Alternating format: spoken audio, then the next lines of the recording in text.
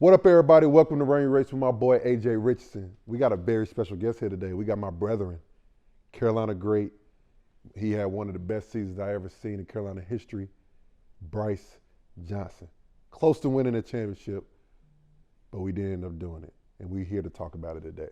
As you guys know, we are sponsored by DraftKings. So y'all go to DraftKings right now, download the app, and make sure y'all use our promo code RACE.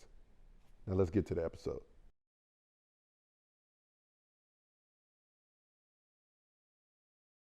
What up, everybody? Welcome to another episode of Run Your Race with my boy, AJ Richardson, who is not here today. He getting a fine for this one. Actually, no, AJ's in Dubai. He living his best life right now. So we'll let him live. Yeah, happy birthday. We'll let you live on that one. So you good. But people, we got a Tar Heel great in the house today. We got a brother from another mother, big ass head. I know you didn't just say that. I know you didn't just say that. I had to, bro. My head ain't as big as yours was. Chill. Hey, listen. At the end of the day, I had to say it.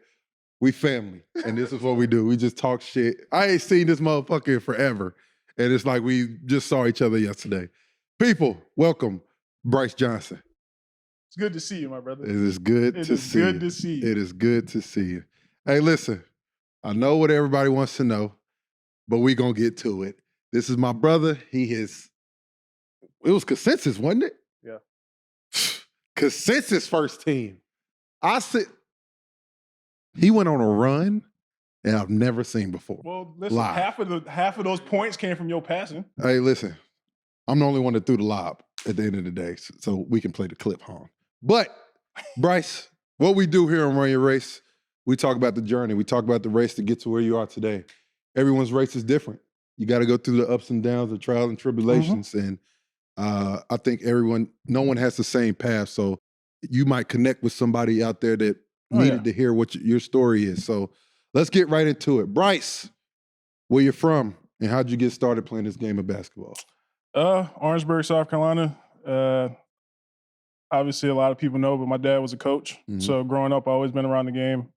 So inevitably I just, wanted to be around him all the time. So, I just ended up picking up basketball.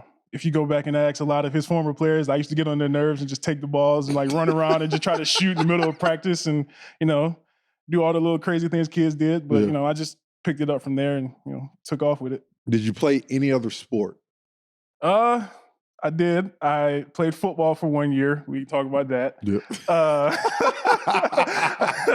And then I ended up doing track. Ended up being really good at that. But, basketball took over once I got to college because, Coach Williams is a very demanding coach. Well, let's go ahead and get into it. What happened in your football career, Brice? So at one point, my dad had a rule of during the fall, you had to play another sport to stay in shape. So it was either cross country or football. Most of my teammates were football players. Gotcha. So South Carolina. Naturally, you know this, I hate running. Yes. Even though I was probably one of the fastest ones on the team. I hated running. Easily. So I ended up playing football 1 year. So I didn't really played JV. Mm-hmm. Tallest guy out there. I would catch all the touchdowns. Just standing over people, just, head tapping, all that stuff. I just did all that. Yeah.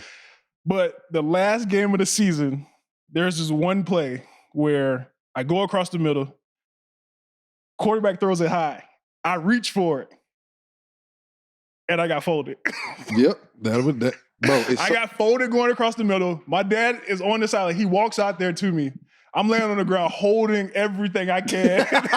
And literally, he's like, "You all right?" I was like, "I'm not playing football anymore." Yeah. And he said, I think that's a good idea. And I was like, I know it's a great idea. I'm not doing this anymore. And ever since then, I didn't play football, forget the rules. And, I just went out there. I used to go to practice anyway. So I just went out there and did conditioning with him at the end of practice. For sure. So it's so crazy, bro. That is exactly how my career ended in football.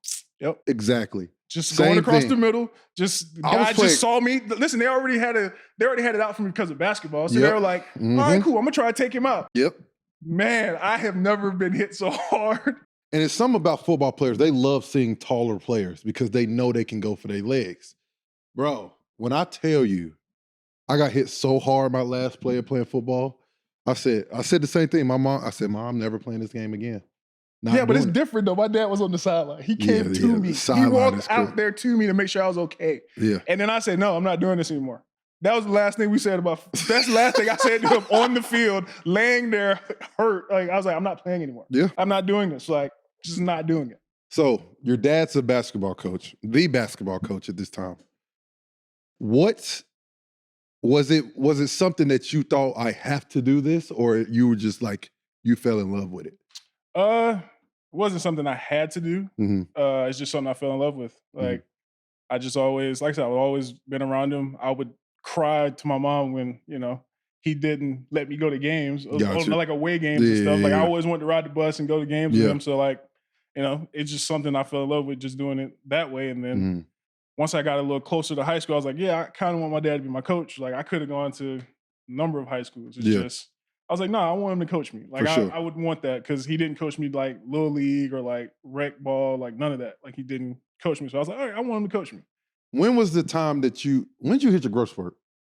So I hit one, so I hit two. So there was one, so 5th grade, I was 6 foot. And then by 8th grade, I was 6'4". 5th grade.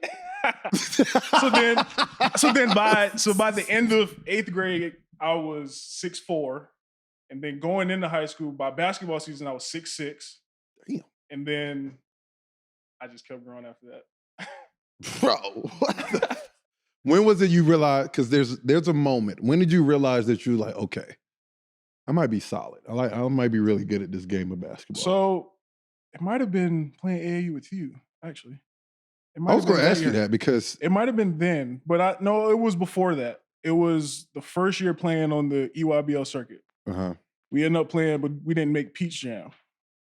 But playing in those games, I started to feel like I could do this. Like, I was like, all right, cool. Like, I'm being able to compete. I'm playing, I'm 15, playing 17. Like, I was like, all right, cool. Then started getting some looks here and there. And I was like, all right, cool. This might be a thing. And then ended up playing with you for a year. And then that's when it really hit the fan. And I'm just like, all right, I can do this for real now. Let's do this. So, yeah, that shit took off. What was it? Who was the guy in South Carolina? Because or it might have not been South Carolina. Who was somebody that you looked up to that you was like, okay, I want to get to his level?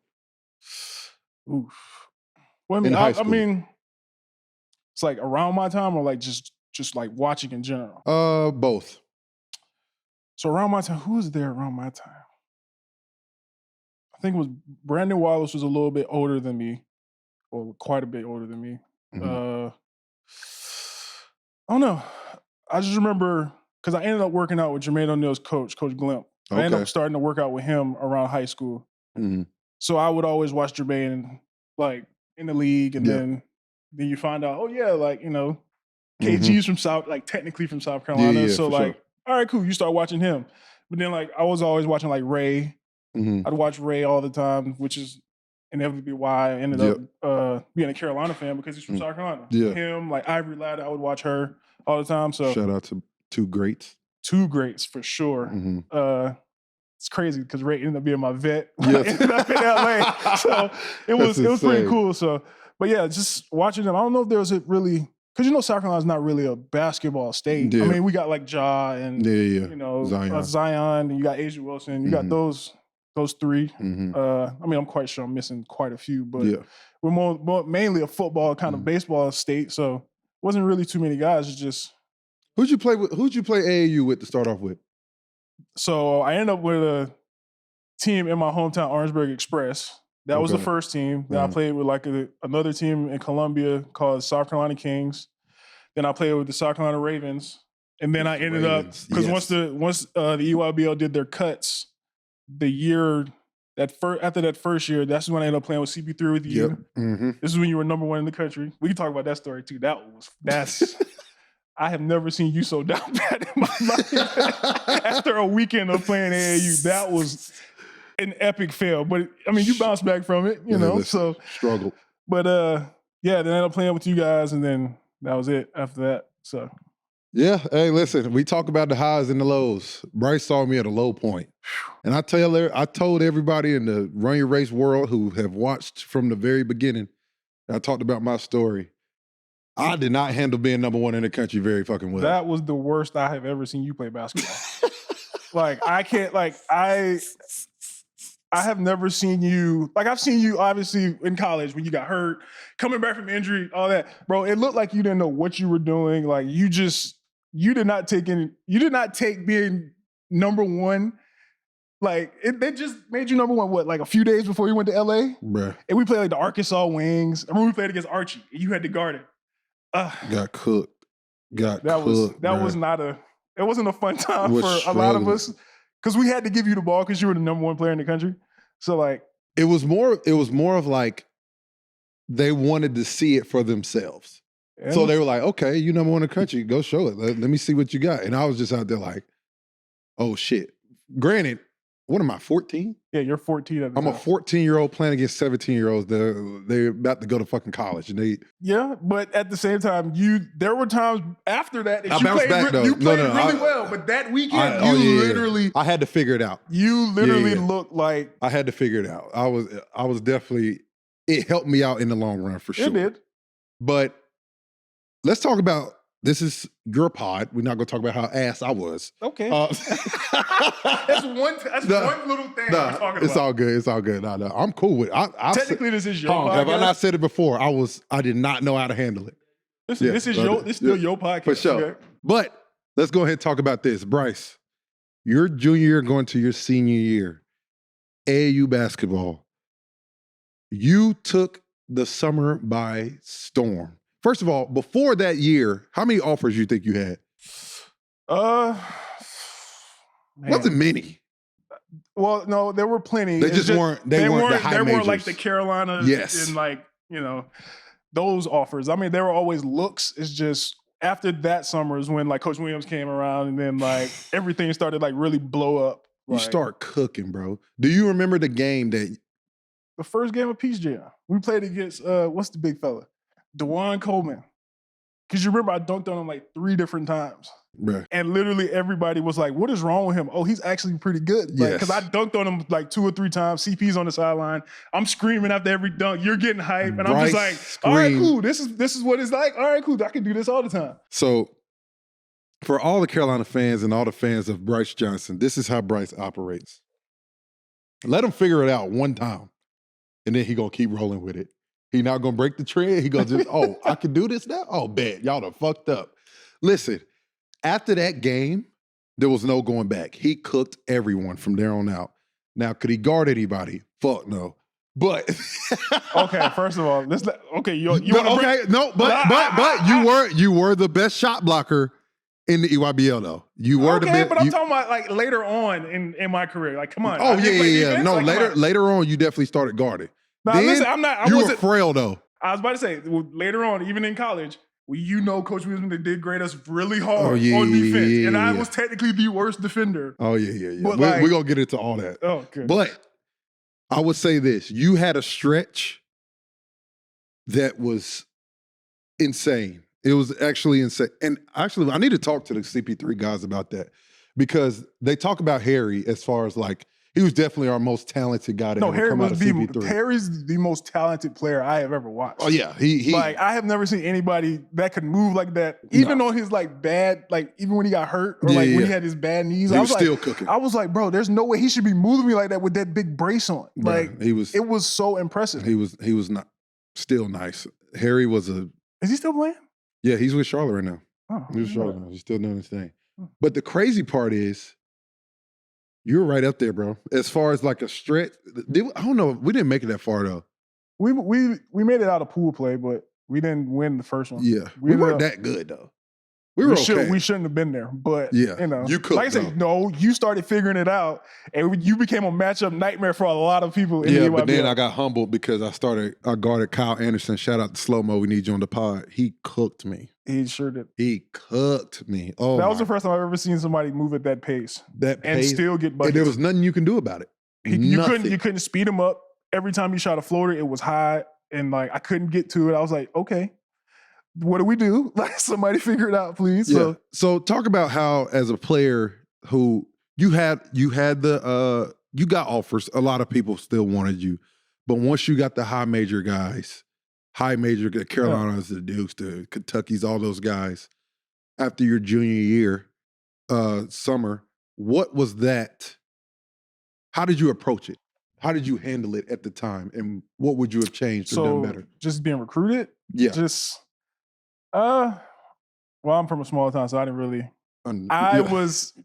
I handled it pretty well, but a lot of the people in my school, like seeing like Roy come to my school, or like Clemson's coach, Brad Burnell come, seeing them come, everybody's like blowing up, like, oh my God, Billy Donovan shows up to like a game. Everybody wants to take pictures with him. And it's just like, all right, cool. I'm just like, all right. Like at one point, you're not supposed to be on your phone in class. Yeah.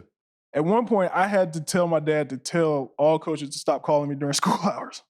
Because like they would just call me and my phone would be blowing up, or like they'd call the school office and they'd be like, hey, Brice, come to the office and talk. And I'm just like, bro, I'm in class. Like, what are we doing? Like, I was like, I'll get to you. Like, just call me at like after school. Like, call me in the afternoon. I'll talk to you.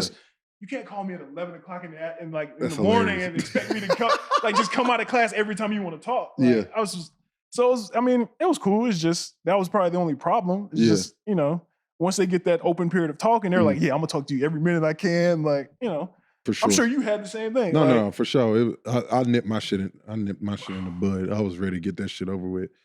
I remember at 12 o'clock when they were, because that's how it used to be. It was like 12 o'clock at night that coaches were able to call you. And then next thing you know, at 12 o'clock, I got cut. Phone blowing up. I'm like, what type of shit is this? Exactly. It was cool though. I definitely. It was a great problem to have. I enjoyed it. It's just I was like, all right, bro. Like I can't physically talk to you right now. I'm in the middle of a test or something. Like I can't talk to you right now. Just give it a second. Did you always want to go to Carolina? Yes, but did I think I'd get there? No. I've always wanted to go to Carolina. I was a Carolina fan growing up. I was a really big fan of the 05 team. Like I said, because Ray was from South Carolina. So watching him growing up, watching him playing South Carolina win state championships, so, watching him, I was like, all right, cool, like followed him.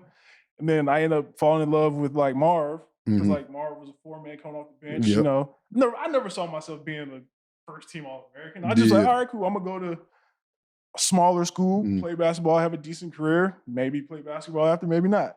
But it was, I always wanted to go to Carolina. That was probably the hardest conversation I've ever had to have, was with Coach Donovan, telling him I wasn't going to go to Florida. So that was the other school that you were about to go to? That was where I was going to go. I was going to Florida. Like, I legit was going to Florida. Like, I had it in my mind. I was like, yeah, I'm going to go down there. I was going to be the man, do what I wanted, go to Florida. But then Coach Shyatt left.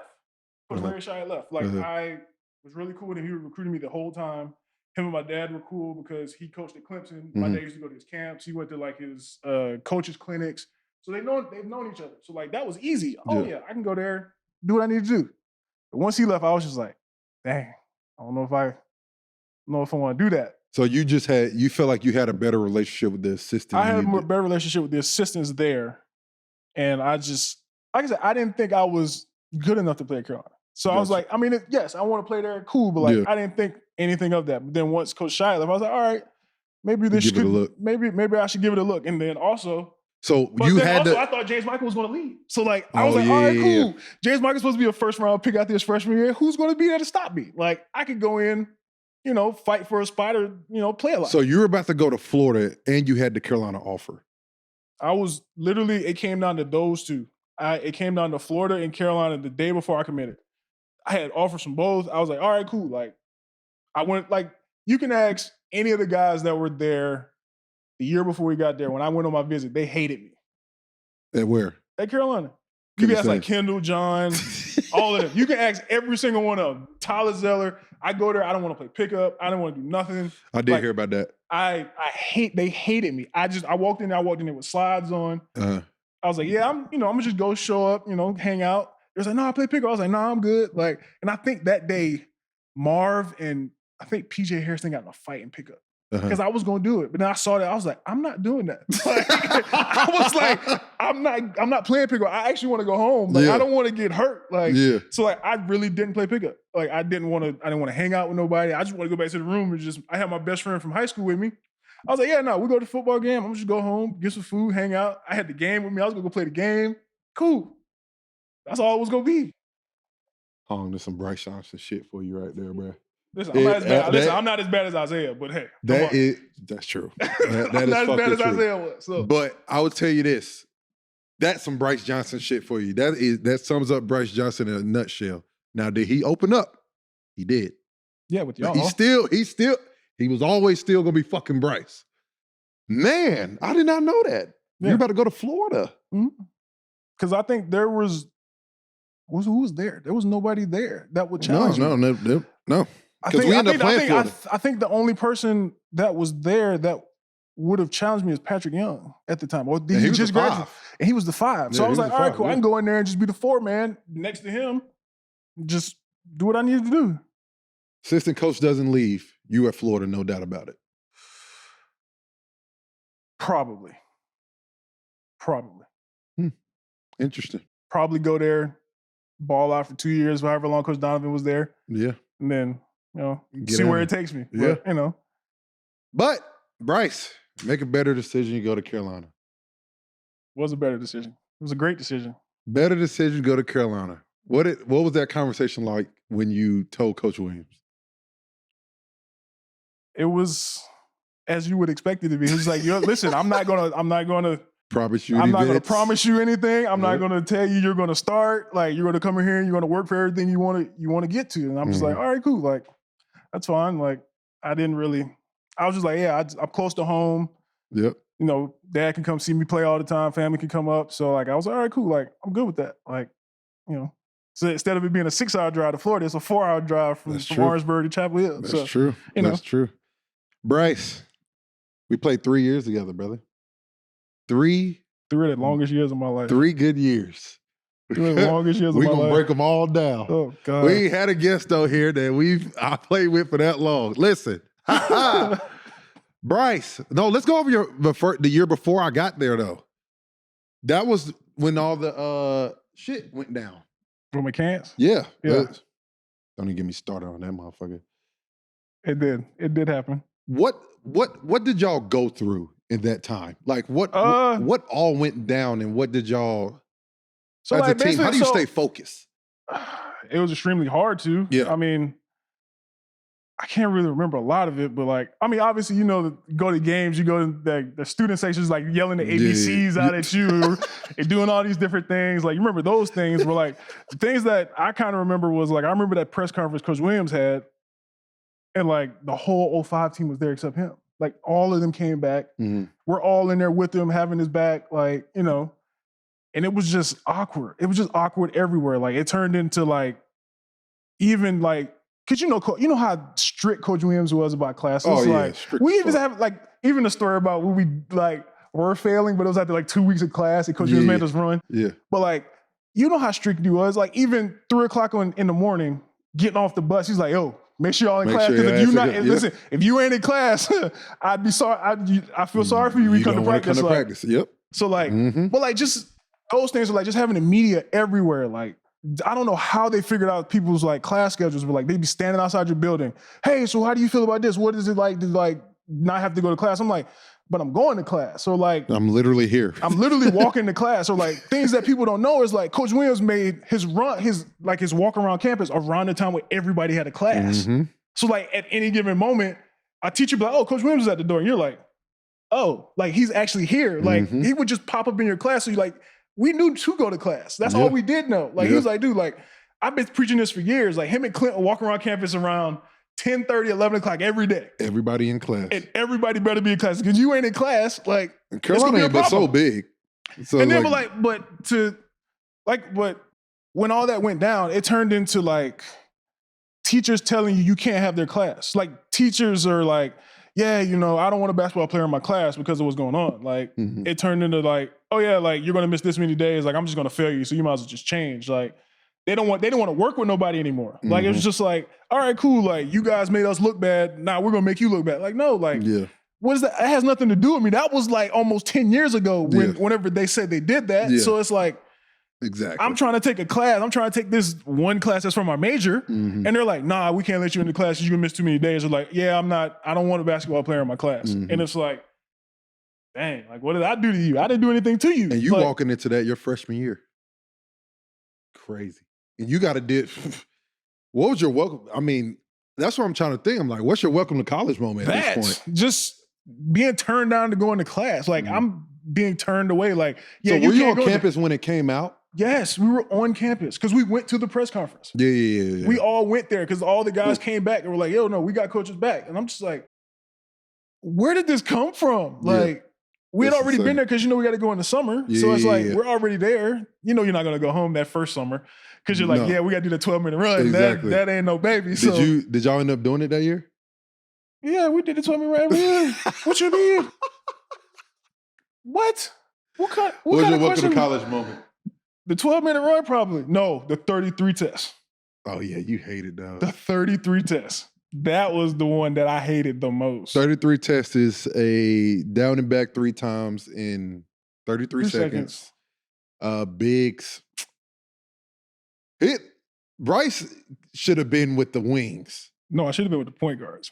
Because you remember every so often, Coach Williams in practice, he'd be like, Brice, you got to go down and back and touch the baseline in 8 seconds. Yes. And everybody's like, come on, bro, you got to do it. I was like, fine. So then I get up there and like crush it. He'd be like, see, I should put you with the guards. I'm like, no, that's not what we're doing. That's not 3 down and backs. That's 1 down and back. I'm not, I can't do that. I can't do that. So, bro, Brice used to get us in so much fucking trouble, bro. Well, first of all, it was mostly no box outs. Yes, he used to get us in so much fucking trouble. It was just no box outs in practice. You just being ignorant, bro. How? Because I didn't box out? I just jumped over everybody? Used to piss me off, bro. Freshman year, there's a learning curve. You got to learn a lot. James Michael comes back. Dress the elephant in the room. I know it pissed you off. I know it did. It did, but... It's because it was unexpected. It was unexpected, but like, I was like, all right, cool. Like, maybe they'll just move to the 5. You still played a lot, though. I played a decent amount, but like, I had to play the 5. So it's like, oh, yeah. I come into college at 190 soaking wet? Soaking wet, yeah. And they're like, yeah, go in there and play the 5. And I'm like, all right, cool. So I'm in there trying to play the 5. We playing like Miami, play against Reggie Johnson. He's like 300 pounds. He's like 6'9", 300 pounds. They're like, yeah, guard him. Yeah. Or like playing against like Cody Zeller and them. And I'm just like, why am I playing the 5? And you got to guard Joel James every day. I guarded Joel every day and I'm getting put in the rim and they're like, you got to be stronger. I'm like, you do know I'm playing the 4. I'm supposed to play the 4, not the 5. Yeah. Like, why don't you put James Michael strong ass at the 5 and put me at the 4? That's true. Like, they never did that. They were like, no, James Michael's the 4. And I'm like, no, why? It's tough. It's tough. It was tough. I will say that, but I ended up figuring it out. It was a struggle, but, and then you got Jonas up my ass all the time about gaining weight. I'm like, Jonas, I'm running 33s every day. I'm eating as much as I can. Like, what do you want me to do? It's being on your ass about eating all the time. Bro, wasn't it like y'all were the worst free throw shooting team in Carolina history or some shit? That wouldn't surprise me. The next year. So the next year was when me and Joel and... No, the next year is when Isaiah and them came. Because when we played 2 years together? Yeah. Why do I think we played 3? Because it felt like 3. It did. It felt like fucking 3. I told you, it felt like forever. You're right. But the next year is when we played 3 bigs. Because you remember they moved Isaiah. That was the year. That's when they messed with Isaiah and they put Isaiah at the 3. At the 3. Because James Michael also tried to play the 3 a little bit too. That's when PJ and them got in trouble. Yes. So like that year was that might have been the year we were the worst free throw shooting team. If PJ plays, if PJ year, and Les play that nice. Year, bro, what did we get? We got to the ACC championship game the first year. The second year, we lose the Pitt in the first round. Who's on the team the first year you was there? So the first year was... Because you came in with Marcus. Yeah, so it was me, Marcus, Joel, JP, Les, Reggie, Baden, Dexter. Yeah. He was there. Dez, James Michael Jackson. Y'all low-key had a mob. Who else was on the team? PJ was on the team. Can't remember who else. But yeah, that was that team. And then the next year was when PJ and Les got in trouble. Did y'all go to Maui that year, or was that the next year? That was the first year, yes. And we lost to Butler. Yes. Out there. That's when the flex became a big thing, because I flexed the first time in Maui. Oh, okay. That was like the second game of the year, and I flexed. And everybody's like, why are you flexing down 20? And I'm just like, you'll see. You'll see. Don't worry, I do it all the time. That was the first time I got like a big dunk in the game. That's just all he does. So it was like, he doesn't know what else to do. All right, cool. That's where it started. But, Yeah. So I know it might have been that second year The we played second big. year, y'all had the worst free throw shoot. Yeah, it y'all might have been played the hella second. bigs. Yes, because that's when we went up and played at Indiana and we lost by a lot. And Isaiah was wearing that big ass number 22. Yeah, he before he went to four. In that. Nasty as fuck in that, bro. Oh my God. It's the holiday season, and we all love a good deal. With Black Friday coming up, and you know, DraftKings always got you, the official sponsor of Run Your Race. And I know we all spending time with our loved ones, but that does not mean we have to miss out on all the fun. Now go to DraftKings right now, download the app, and use promo code RACE. New customers who bet as little as $5 get $150 in bonus bets if your bet wins. Touchdowns are on sale on DraftKings during Thanksgiving week. If sports betting isn't available in your state, DraftKings got you. They also have daily fantasy.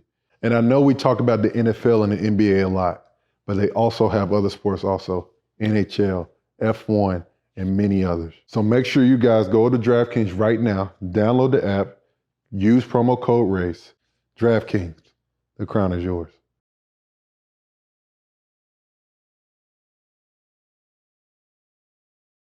Tough years, bruh. First two were tough. Then once y'all came in, it started to become a little more fun because like we actually had guards and we can play bigs and guards. It was crazy because that second year, your second year, you only literally had Nate and Marcus. And JP was doing okay, but he wasn't pickup JP. He wasn't pickup JP until the next year. He started being a little pickup JP, and then we start rolling. But no, man, listen. When the reinforcements came in, Joel Berry, Theo Pinson, Justin Jackson. Yeah, but then you got hurt your first year. Yeah. You broke your foot. My fucking foot, bro. Only player I've ever seen wear 11s in every game and get away with it. Yeah, they was giving me 11s. I know. But you remember at one point we all wore retros and they told us not to. Yeah. You remember that? Because you remember that's when everybody had the 10s and I was wearing 11s. That was before I got there. And then when we got there. So when y'all got there, we started doing it again. No, you're right. It was the year before because Kennedy was on the team, and we all wore 10s, and they literally called coaches like, "Yeah, we need them to wear the other stuff." Like they were like, "But we're a Jordan school. Why can't we wear it?" Yeah, that like, was so fucking stupid. And then you come in and you just wear 11s every game. You wear one pair of shoes that's not 11s, and you break your foot, and they're like, "Yeah, no, he's gonna wear whatever he needs to wear the rest of his time here." Hey, Must be nice. Ain't really much I could say about it. Must be nice. We did what we had to do. Yeah. Who y'all lose to your second year in the tournament? Who's second year? That was the year. That was the Iowa State year. Y'all ended up going on like a minor. That was the Iowa State year. Yes. No, yes, it was. Yeah, it was Iowa State. The first year we lost to Kansas. The first year we lost to Kansas because we played Villanova, Kansas. First year because PJ played. That's when PJ was cooking in the ACC tournament. Yes, and he had the thing on his hand. He split his hand open. He was spazzing. And he was going crazy. We ended up winning. We ended up losing the ACC tournament, but then we ended up going to Kansas City. And we go to Kansas City. I ain't never seen nothing like it. Like literally, we run out of the tunnel. We're getting booed. Yeah. But Coach Williams walks out. They out there cheering like it's a home game for him. Oh my God. I was like, bro, what is this? Like, I know Coach Williams coach for y'all and stuff, but like, dang, we don't get no love. Like, that's crazy. Bruh. And then, like I said, we beat, who did we beat? We beat Providence. Yeah. The first game. That was when Brice Cotton had 40 the first time. And I remember coming in the next year and y'all was like, that might be the best player we've ever seen because he was cooking. Brice Cotton cooked us. We talked about that for months after that. Because then we end up playing Iowa State the next game and I get hurt like the first 2 minutes I get in there and I didn't play no more. That's the only reason y'all lost that game. Yeah, I had like 4-4 before I got hurt. Yeah. I was like, all right, we're going to win this game. Yeah. Like, because that's the year we thought we could actually do something. Because was that the year UConn won it? It was. Because we went. What year was that? 15? No. It was 14. That was 14. 14. Yeah. UConn won it. That was the year UConn won it, right? Don't check it right now. I can't remember. No, yes, it was UConn. Yeah, I was gonna say UConn won it because we were going to end up playing them the next weekend. Got you. Up in like Madison Square Garden because we're like, all right, cool. We just got to beat them. We're going to get there. Yes. We just got to get there, and we like our chances. We'll handle that business. We like our chances up there. So like, man, I was like, dude, how did we lose this? But I do remember the Brice Cotton game because we ended up playing out Providence again senior year, and we were like, we had Chris Dunn and Bentel. Yeah, and Bentel. Yeah, and then I had to guard him. lock that shit up. That's when we had to go small because nobody else could do anything. Could do shit that was the year everybody got hurt at the beginning of the year. What was a game for you at Carolina that you felt like was the breakout game for you? The breakout game? It was one of those games senior year after everybody got hurt. What was the first one? Was it Brooklyn? You didn't gain your confidence till fucking senior year? No, I had the confidence, but you said the breakout game. Not breakout. We'll talk about your senior year. I know that. You said breakout game. I did say breakout game. So what was a game that you felt comfortable after in your freshman year? Because it had to be at some point. You was playing a lot. Freshman year, I had no confidence freshman year. None. I had none. I didn't know what to do. I had none my freshman year. Sophomore year, I mean, playing a little bit more consistently probably. I don't remember the exact game. Mm-hmm. I don't remember the exact game, that one. Toughest place to play in the ACC? Okay, first of all, that's a loaded question. Anytime somebody asks me that question, I have to start with, you have to take Duke out of it because that's always going to be the toughest place to play because it's so small. Those fans are on top of you. I agree. Like, that is always going to be the toughest place to play. Excluding Duke. Yeah, you have to take Duke out of that because everywhere else is crazy. Nothing else compares to the Carolina Duke game. So, nothing compares. I don't know why people are saying there's other rivalries better, but I don't whatever. Give a fuck with nobody. What'd you say? Carolina Duke. Is there that's the best rivalry in your opinion? I mean, in basketball, yeah. I think it's the best rivalry I'm talking about in sports. I mean, they say the Real Madrid and Barcelona rivalry. See, I don't know that. I can't say that. Oh, we got to put American sports on it. American sports. Because you know those soccer people. No. Insane. We're not. We're talking about life or death over there. That's different. That's totally different. Kill somebody. That's totally different. That's totally different. And in America, I think it's Duke. Dang, who's the toughest place? Yeah. Okay, again, outside of Duke, playing at Georgia Tech is tough because it's literally boring. I hated that arena. Georgia Tech's not the nicest place. Georgia Tech was tough, but it was tough. I mean, the toughest, though. It's not the toughest, but what was the toughest? Shit, if we really talking, BC was trash. BC was garbage, but that was like a home game for us. That was a home game. That was a home game for us. That's a home game. That's a home game. That's the difference because there are certain games like those games like that. The BC game is always a home game. It's mostly Carolina fans. Yes, Other than their student section, it's mostly Carolina blue in there. That's always a home game. Well, did you ever how long was Pitt in the ACC when you were there? That was a tough place, but playing at Louisville was tough. Yeah. Because for some reason, they always had a white out. And Pitino would walk out with a all-white suit, and that place would be rocking. Pitino, that was a tough one. NC State's always tough because of their... I never lost there. We lost there the first year. We lost there the first time. I don't even know what... We lost to it the first time. Yeah, never lost there, so I don't really understand that one. I mean, we lost to them at home with you. No, we lost at home for sure, but I ain't never lost in and shit. Yeah, that was the first. All I'm saying is you are the reason they went to the Final Four. So let's go ahead and put that out there. You was talking shit. I was part of it too. I was part of it too. I was part of it too because I was talking hella shit. I was like, bro, there's no way, bro. Hey, listen, I love. This is what I love about schools like NC Stank. They get so far. They still don't get shit. Don't get there. Listen, all I know is... And then they're flaunting their fucking Final Four trophy. Listen, who flaunts that? I was about to say that. I saw on Twitter or X, whatever it's called now, they were like, they're having a parade in Raleigh for the Final Four. A parade? Parade is wild. A parade for the Final Four is insane. That's insane. Could you imagine having a parade for the Final Four? Listen, I didn't even know we hung Final Four banners. They are up there in the corner. You really can't see it. You're right. They're right back in they are in the corner. We don't really cherish those, Brad. We supposed to get You're there. right. We supposed to get there. Does Duke even have Final Four banners? I don't think they do. I know they have the championship ones and like the Coach K banner, but I don't know if they have Final Four ones. I don't know. There's so many of them we don't really know. But whatever. State was tough. State was tough the first couple years because of the stuff. I'm surprised you ain't named Virginia, bro. I was getting to that one. Virginia's tough. Virginia's the hardest place, bro. Virginia is the hardest place. Never won there. Of course we never won there. Well, first of all, it's because of their defense. I thought we never won at Paul Jones. What? No. They do put Final Fours up at Duke. Do they? They do? But like with the jerseys and ACC, they're behind everything. Nobody cares. But we never won at Paul Jones. We never won there. Fuck. I will give you that because the band is right next to you. Yeah. The student section and the band are right next to the bench, so you can't really hear anything. But I don't think that's a tough place because Virginia's beatable is just if you're down 10, you're down 30. We both played 4 years at Carolina. That's the only place I never won at. I've won at every other. There. I didn't win at Pitt. You never won at Pitt? No, we only played them like twice. We went up there once. We lost. Did we? Yeah. Oh man, I don't. We went there. Maybe. That was that year. The year we played Ohio State in Chicago. In Chicago? We lost to Pitt that year. Really? Did. Look that up. I don't know about that. Because we lost to Pitt the year before in no, it might have been the year before. You're right. Because we lost to Pitt in the ACC tournament in the first year, the first game. Okay. Sophomore year. Okay. Because we played the ACC championship game 3 years. We played in the freshman year, we played in the junior year, and we played in the senior year. Because you remember junior year, we played against Notre Dame. Notre Dame. Oh, that one was rocking, bro. We played against Notre Dame. That one was rocking. And we figured it out, but the coach changed it back.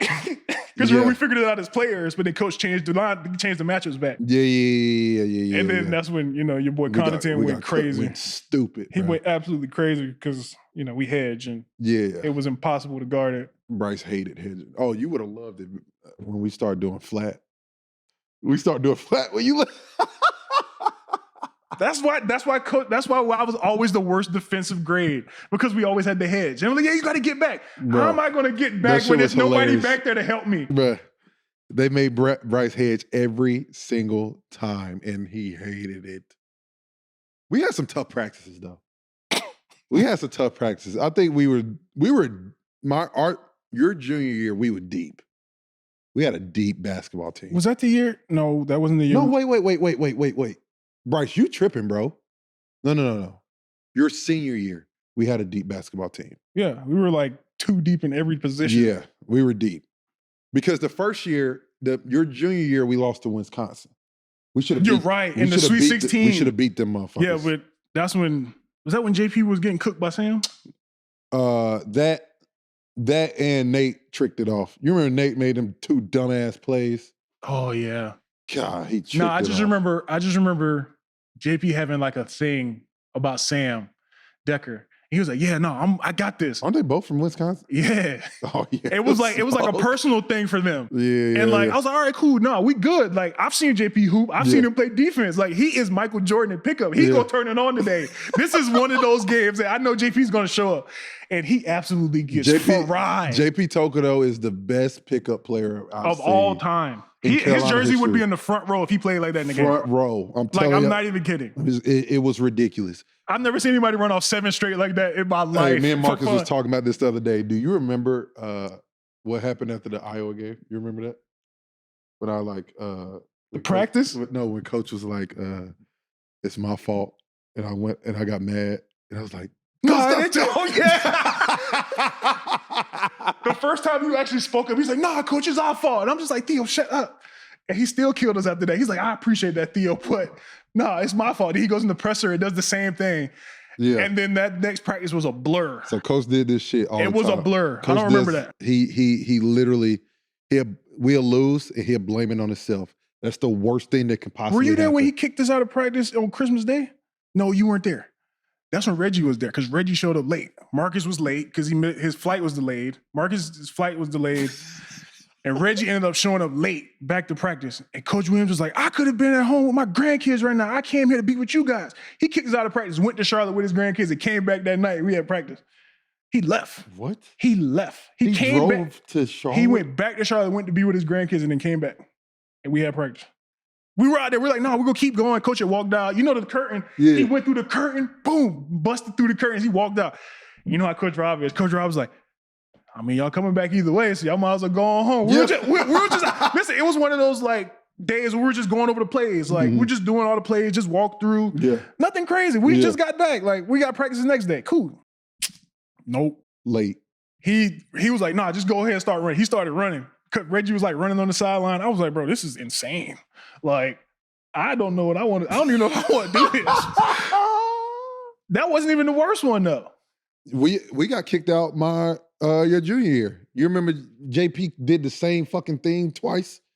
Oh, actually, I remember 3 times in a row because he threw it back to me. Out. Yes, because coach had literally said, "Okay, for context. Listen, for context, the play Danny Green made at Duke where he dunked the ball on a backwards pass. Yeah. Coach Williams absolutely hates it. Yeah. When I say hates it, like Coach hates it. Yeah, he don't like that absolutely hates it. And we're in practice, and JP just decides to throw it back. Boom, throws it back. I dunk it. I'm in the play too, so I dunk it. Coach was like, stop doing that. So then we do it again. I trail the play. He does it again. I dunk it again. Literally the third time it happens, when I tell you I walked, and Theo will tell you, I walked down the court. Yeah. On this 3-on-2, I walked my happy ass down the court, and JP throws it back again. So me, I'm like, all right, cool, I have to dunk it. Yeah. I dunk it to walk on, James Manor steps in front of me. Yeah. Charge. I'm hanging on the rim that made the dunk. Coach Williams was like, you know what? Everybody on the line. I was like. And then he starts doing this pace and shit. He starts pacing. He's like, we're going home. Yeah. We're going to come back and do it over again. We're going to do the entire practice over. Oh, that's a coach. We're going to do it over again. You played against Texas at home? Were you there? No, you remember we had what's that shit? What's that shit that we had going around? Where you eat at Chipotle.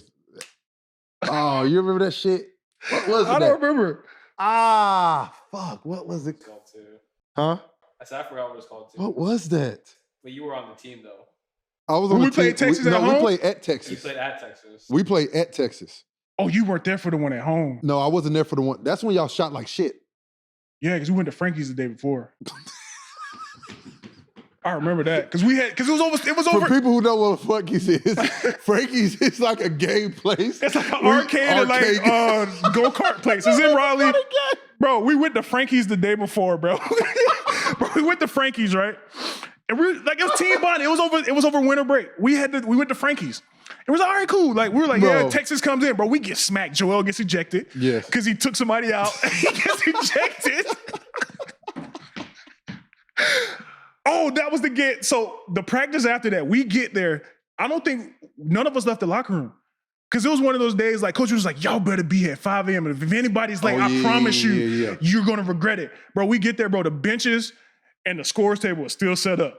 So we're going through, you know, the conditioning circuit, we do like the pads and the ropes. We did all that. We did some running. Bro, we practiced subbing in, bro. I remember, I heard about that story. We practiced subbing in. Like, Coach Williams was like, we're going to practice subbing in because a few times, I think a few of us went in the game and we were like messed up on matches. Our matchups were mixed up. So then Coach was like, we're going to practice it. So we all sitting on the bench, 5 starters go out there. He was like, James Michael. He was like, Brice, go get James Michael. So you had to come out. James Michael had to tell me who he's guarding and what defense we were in. And then everybody on the bench had to stand up, give him a high five, and sit down. Because I think this is one of those games where everybody was just in a funk. And literally Coach Williams pulled up the film, and guys wouldn't stand up. Guys wouldn't give high fives. Guys were in their feelings. So like he was like, nah, we'll go out there and do this. And we was out there practicing subbing in, bro. I was like, bro, this can't be real. How long? I don't know. I just remember the first time we played Texas, we ended up going in the practice gym. We played boxing out in the break from 99. You know how he puts the 99s on the clock? He put it from 99. I can't remember what he got down to. We were in there for a legit like hour straight playing boxing out in the break. I'm not lying. Like continuously. You can ask Marcus, all of them. Like we were in there doing boxing out in the break. He put 99 on the clock and literally it just got down. I forgot how low it got. It got maybe like 30-ish. And we were just going up and down the whole time. I was just like, bro, what are we doing? Hey, listen, I'll tell you this. We won a lot of games. But we also lost a bunch of dumb ones. We lost a lot of, we did lose some bunch of dumb ones because like teams play the best of their we always got everybody's best shot. Career. Everybody got their best shot. Play us. All I would say is, listen, it wasn't because of the bigs. Fuck up, bro. All I'm saying is, listen, guards always went off against Carolina. It was probably mainly the bigs, bruh. To be completely honest. Rattan Mays 30 how many times against us? I don't know. Only game you could talk about that is like, you could say Notre Dame, because I had to guard Connaughton, which was a 3-man playing the 4. I don't even know if I've even lost it. I don't know if I've even lost to Florida State. I don't know if we did. I don't know if we did either. I don't know if we lost to Florida State. I don't know if we lost to Florida State, to be honest with you. But he did have 30 like 3 times. Yeah, he cooked y'all. I wasn't there for that one. One of them I was not there. The one he came to the Smith Center, you were? No, I was not there for that one. All right, are you sure? I was not there for that one. Junior year. Well, yeah, your junior year, my freshman year. Right? Hmm? Did we go into Duke? We won that game, right? No, we tricked it. We tricked that off in overtime. We tricked that shit off like, oh my God. Look at Hong over there, happy as fuck. Yeah, He's a Duke fan. Yeah, Sorry, so are you. I was. Not then. We tricked that shit off big time. But let's get to senior year, Brice. Oh, God. Let's get to senior year. Everything's going according to plan. Everyone's playing well, doing their thing. We winning games. No, first of all, it was not going according to plan at the beginning. It was not going according to plan. It was not going according to plan at the beginning. What the fuck happened to Marcus? No. It was all of y'all. All of y'all were dropping like flies. No, we weren't. Because you remember Kennedy got hurt. Isaiah ended up being in and out of the lineup because of foul trouble. We was good, Joel wasn't playing because you remember Joel couldn't remember the players. You talking about bigs right now. No. But then Marcus ends up breaking his hand. Yes. Joel was shooting at an all-time worst. Justin was shooting bricks off the side of the backboard. But I was cooking. Yes, you were cooking, but like I was cooked. Kennedy was hooping a little bit too. Yeah, then he got hurt, remember? Oh, yeah. Because you remember, that's when I ended up playing the 5 a lot more. Yeah. And it was you and Isaiah. And then Isaiah kept getting in foul trouble because we were like, bro, stop fouling. Because you and Isaiah combo was Because so like if somebody was in foul trouble, the other person would just switch. Yes. I would go guard the 4, he'd guard the 5. Like, it's all right, cool. Somebody needed a break. But Isaiah got in foul trouble like in every 2 seconds. Yeah, he got you remember the running joke? He'd walk off the bus for 2 fouls. Bro, oh yeah. He getting 2 automatically. We knew that. Yeah, no, it was. So Brice, we gotta know, what the fuck got into you at Florida State? First of all, you remember, I didn't even realize I did that until like the end of the game. First of all, play the clip, huh? He had 39 and was it 24 or 23? 23. But you remember after the game, y'all all looked at me like, look up. Because you and Kennedy were standing there, y'all like, yo, look up. I was like, what? Oh. I looked up and I was like, wow, okay. Bro. Because I think at halftime I had like, 11 and 11? Bro, I don't know what the fuck got into you. But like all of them were like dump offs from you, Nate, or like you was cooking. No, we was. It wasn't like I was getting the ball in the post and like going off. So like I didn't really notice it. Like I was just like, all right, cool. Like we're trying to win. Like and Marcus had 30, and I'm just like, all right, cool. Like I'm not really doing anything. Marcus was cooking too. I'm not going to piss everybody off right now. Brice Johnson did not work on his game his senior year. He literally came to the gym and cooked everybody by just natural born talent.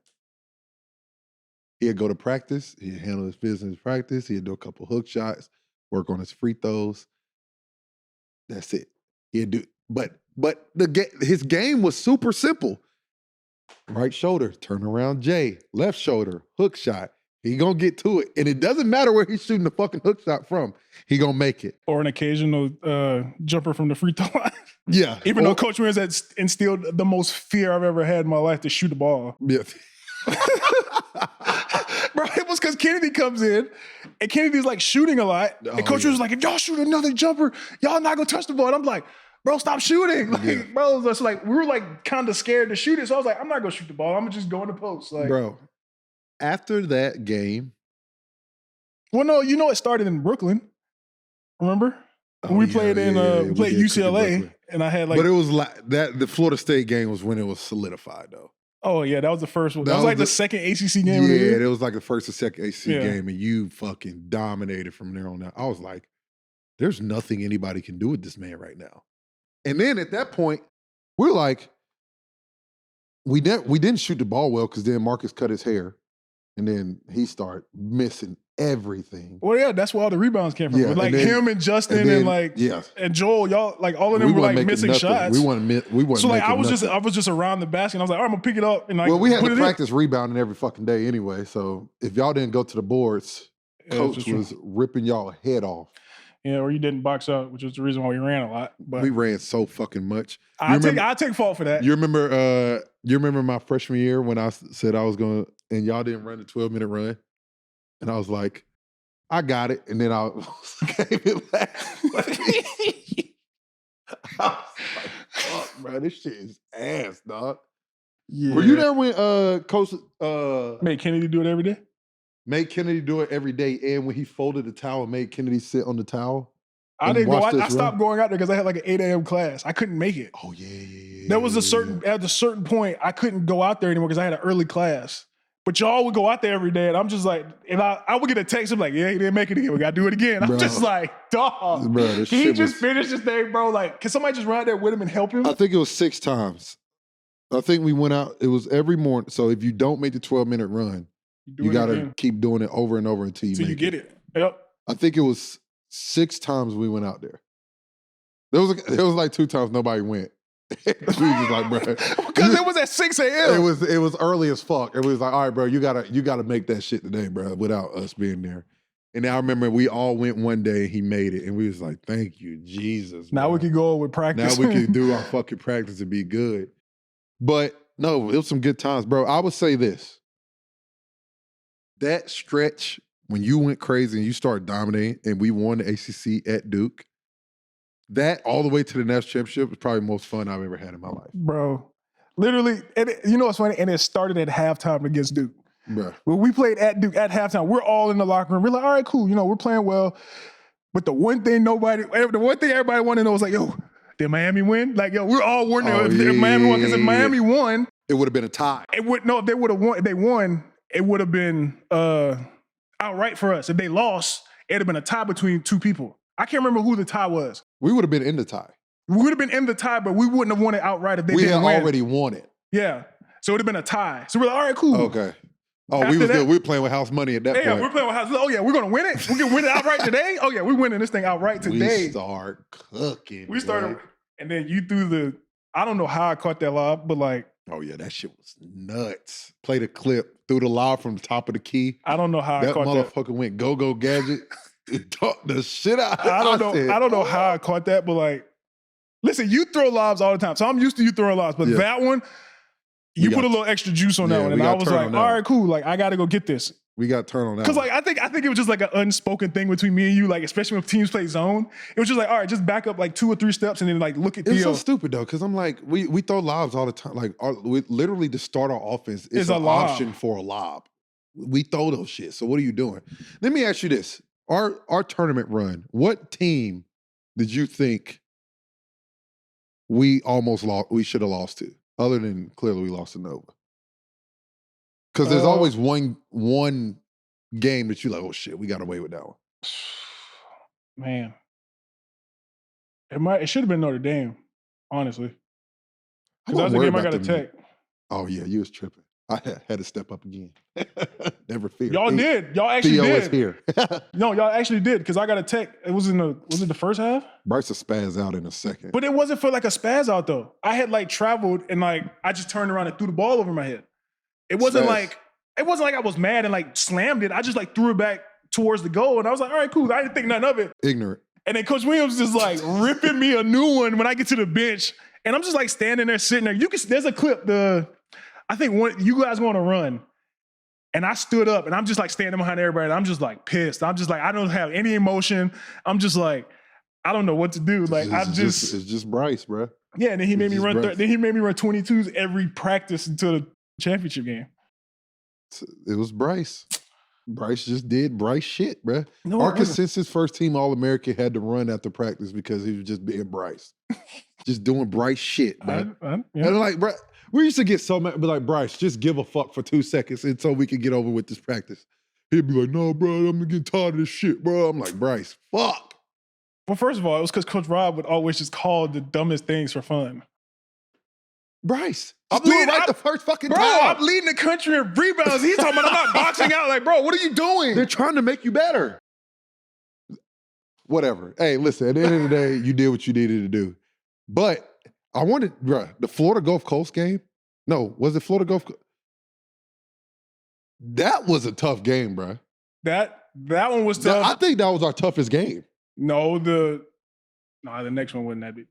We ended up beating the shit out of Providence. That didn't last real long. After that kid did that dance shit after he blocked Nate. Yeah. I blocked this shot that stands. It was whooped over after that that. shit. That shit was over after We that. was like, We were pissed off after that. Because he did all that dancing and shit. Everybody was he like, did the most. all right. I was like, all right, cool. We all looked at each other. He was like, all right, this shit over with now. Let's play for real. Yeah.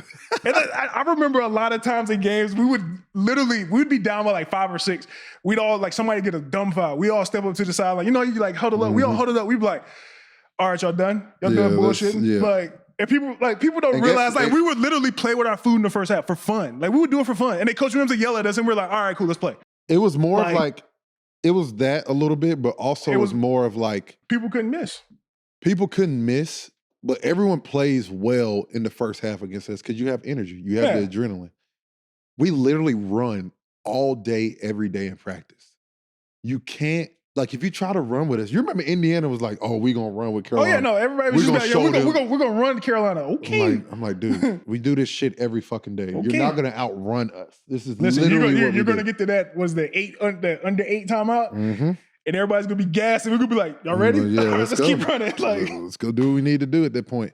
Now, it was crazy, though, because at the end of the day, I remember we about to play Notre Dame, and we was watching the Virginia game. Syracuse game in the tunnel. We're watching the game. We're like, oh yeah, y'all got to run out. We're like, wait, give us a second. We want to make sure Virginia loses because we do not. We had just beaten them for the first time, and I can't tell you how long. There was one team that matched up with us very well. We did not want to see them. Fucking Virginia, and we was like, we do not want to play them. Yeah, no. And plus, we had already beaten Syracuse twice. Yes, well, 3 times. We beat them 3 times. We beat them 3 times that year. Syracuse, when they played that zone.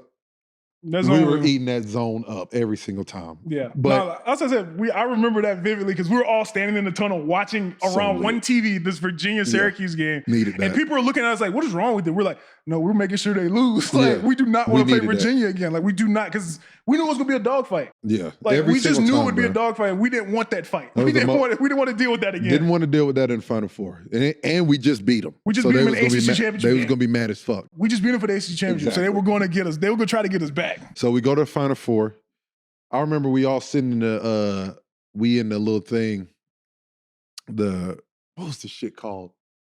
What was the thing that you do that we all went to? They let us do first. Talking about the media stuff? Not media, but like where you play all the games and stuff. Fun Fest. Oh, the Fun Fest. Every team was acting like they was too good to do it. We was in there acting like little ass kids playing on every damn game. Once again, we go to Frankie's Fun Park during the year for fun. So we're just in there like, oh, we got Pop Shot and like pool and stuff. We was having a video blast. Games. Oh yeah, we in here. Every other team sitting there acting like they mad as hell. Like we focus on the game. I'm like, man, fuck that. We got the Fun Fest. What?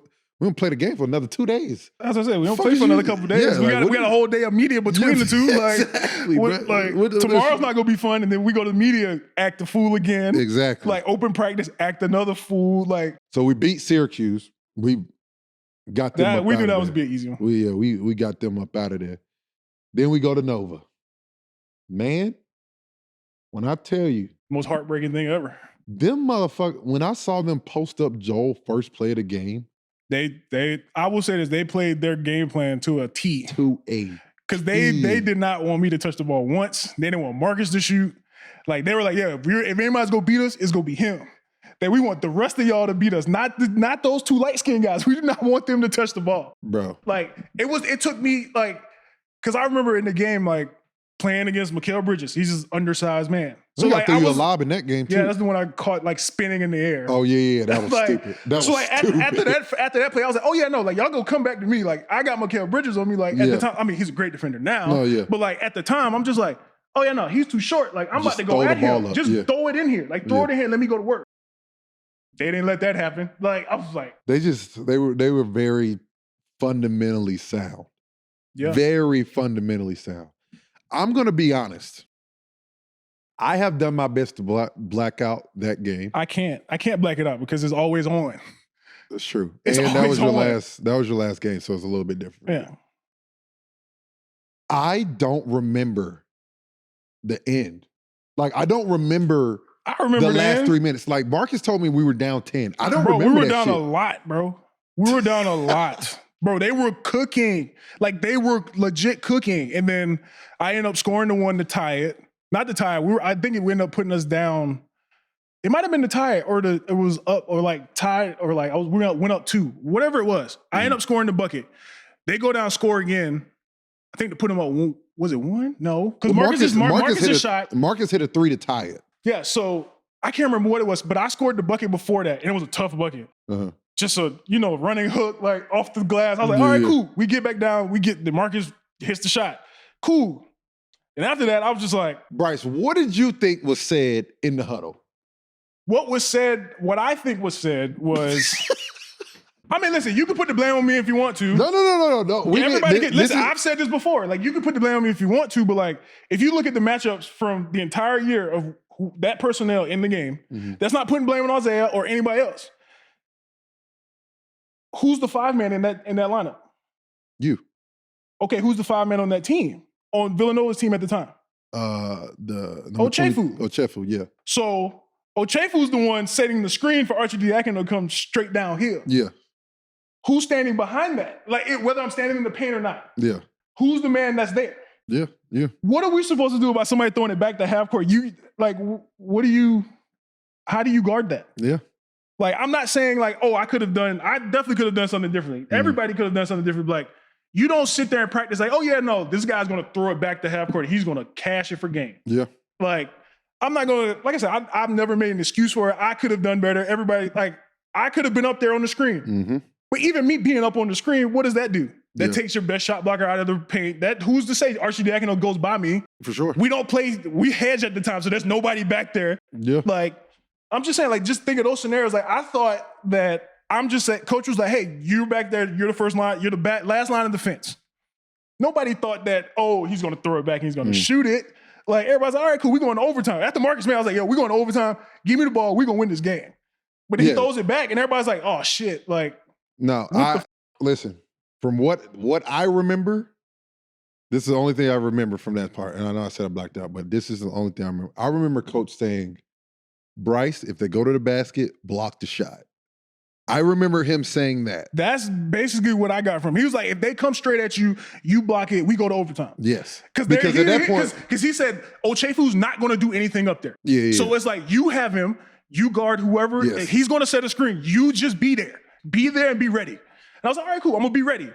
Ochefu's literally damn near at half court. He gets by me and he just throws it back. And everybody's like, oh shit, he threw it back? Yes. Like, we thought Archie was going to shoot. We thought Archidiakono was going to go for it. It was so like, crazy. They were planning to do that the whole time.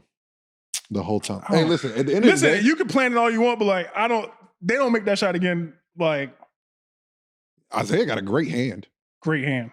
Great. I mean, for the contested where it was. For the contested what it was. Listen, that's some shit Sheed would do in pickup, and we just couldn't guard it. But like, nothing you can do. It's just like, how do you guard a backwards pass? Like, the one thing coach hates is a backwards pass. Like, how do you guard that? It was tough though, because I'm like, we all knew, everyone in that damn stadium knew. If we went to overtime, if it was going to overtime, it was curtains.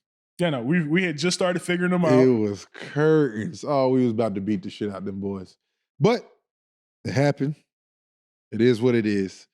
Tough shot, tough inning. What pissed me off was the confetti popping as soon as it went in. Bro, we didn't get no review, nothing. It was just like, oh, game over. Bow. I'm like, damn. I mean. Didn't coach get it changed the next year? Huh? Didn't he get it changed to where they had to wait for the other team? Yeah, we waited till we was on the damn stage. That shit pissed me off, bruh. I'm like, we clearly won. Why don't you pop it when I get the rebound? Pop that motherfucker.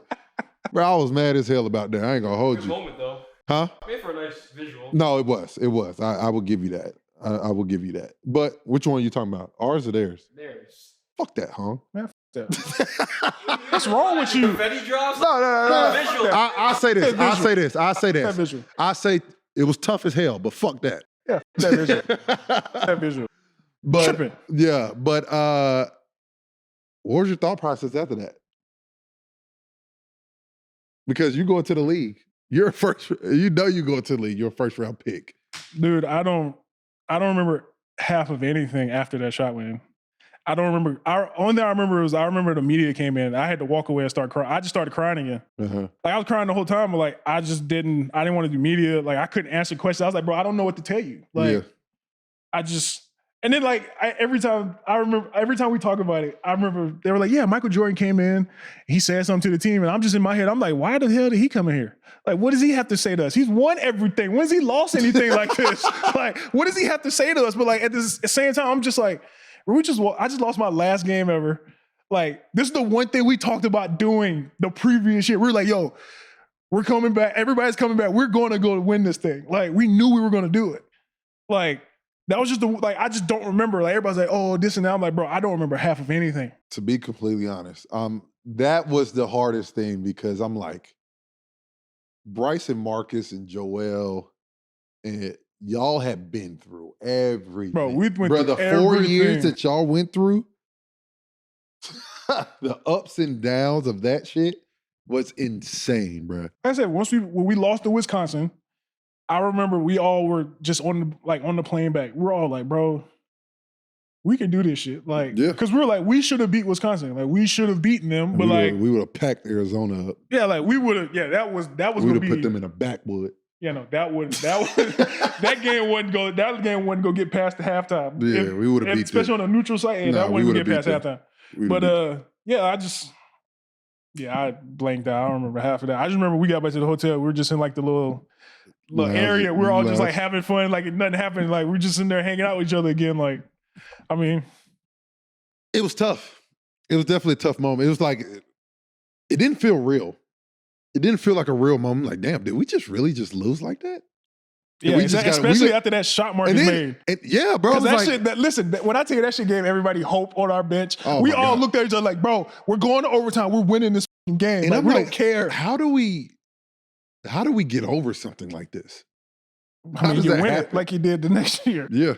So we went back and won that shit. And I didn't watch it. Were you pissed? I didn't watch it. No, listen, hear me out. On the inside, yes, I was pissed. But listen, I'm not gonna say I was pissed in like. Bro, I didn't even watch the game. I'll tell you that now.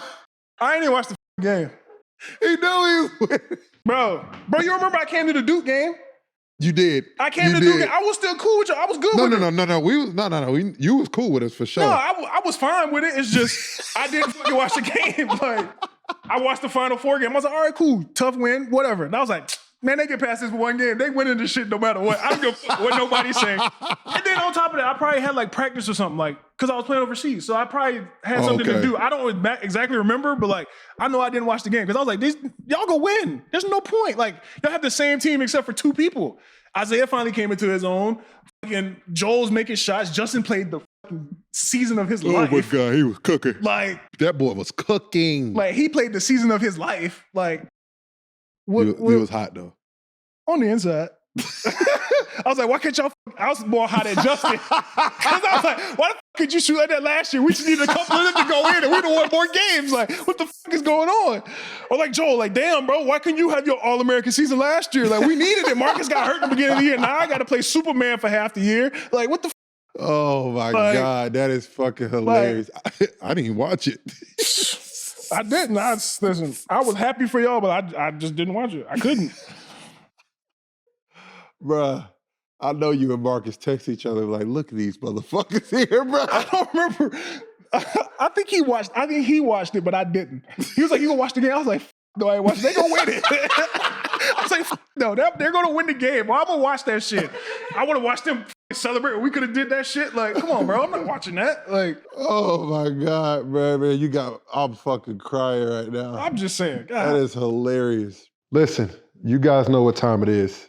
It is time for Theo's Picks. And y'all know what to do. Y'all go to DraftKings right now, download the app, use promo code RACE, and let's get to it. Let's get to the picks. And we're keeping it straight football today. We're keeping it in the NFL. First, we're going to start with Thursday night, Thanksgiving. We're going to start off with Chicago versus Detroit. I got Detroit by 1 million. Chicago is struggling. And Detroit, second best team in the NFL behind Washington. So those guys, they're playing good football, man. They are playing really good football. And I like that Detroit team. Next, we got Dallas versus New York. It's in Dallas. I guess we go Dallas. I'm just playing. I got New York. New York will win that game. Dallas stinks. You like how I did that there. Last game of the night, we got Miami versus Green Bay in Green Bay. Miami never plays well in the cold weather. So I got Green Bay winning that game on Thanksgiving. Let's get to Sunday, December 1st. First game, Washington versus Tennessee. I got Washington. We're balling. We're going to keep doing our thing. Get right until we get to the playoffs. And we just need to keep tuning up the engine, you know? And we don't want to hit our stride too early, but this is the time where you want to get going. Next, big game, Pittsburgh versus Cincy. In Cincy, I got Cincy winning that game. I like that. I don't know. Pittsburgh's defense is pretty good, but I think Cincy's going to put enough points up to win that game. I think they're going to put enough points up to win that game. Next, we have huge implications here. Huge game here. Philly versus Baltimore in Baltimore. I got Baltimore winning that game. The quarterback for Baltimore is the MVP, and that speaks for itself. So they're going to win that game.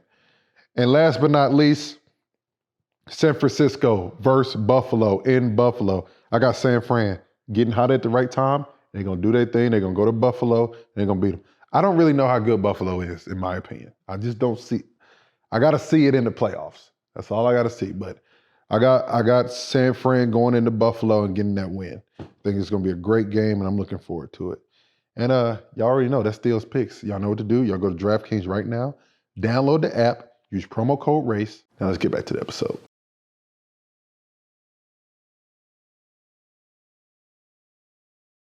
But Brice, at the end of the day, you go to the league, my boy.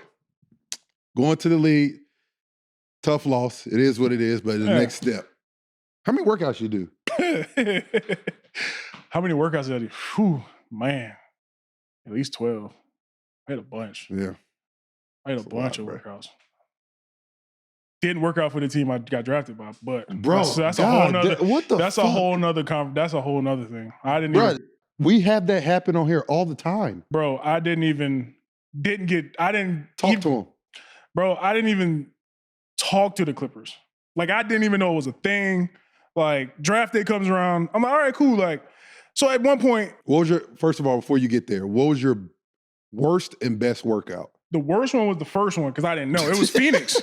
It was in Phoenix. We did that 3-minute run. Oh, yeah. So, like, you do the 3-minute run, you don't know how to really do it. So, like, boom, I'm terrible. I get a call on the plane. I'm about to get kicked off the plane because I'm on the phone. My agent's like, you did terrible. I was like, I didn't think I did that bad. I just didn't do the 3-minute run that well. Like, my agent was pissed. Like, I was like, bro, I'll call you back when I get off the plane. I'm going to another workout. Yeah. Called him back. He was like, bro, what did you do? I was like, I don't know. Like, I thought I did well. Like, it's the first workout. I thought I did well. Yeah. No, I did absolutely terrible. I did absolutely terrible. Best workout? The best one? Milwaukee. Cooking. It was me. I had Thonmaker in it and a couple other guys cooking.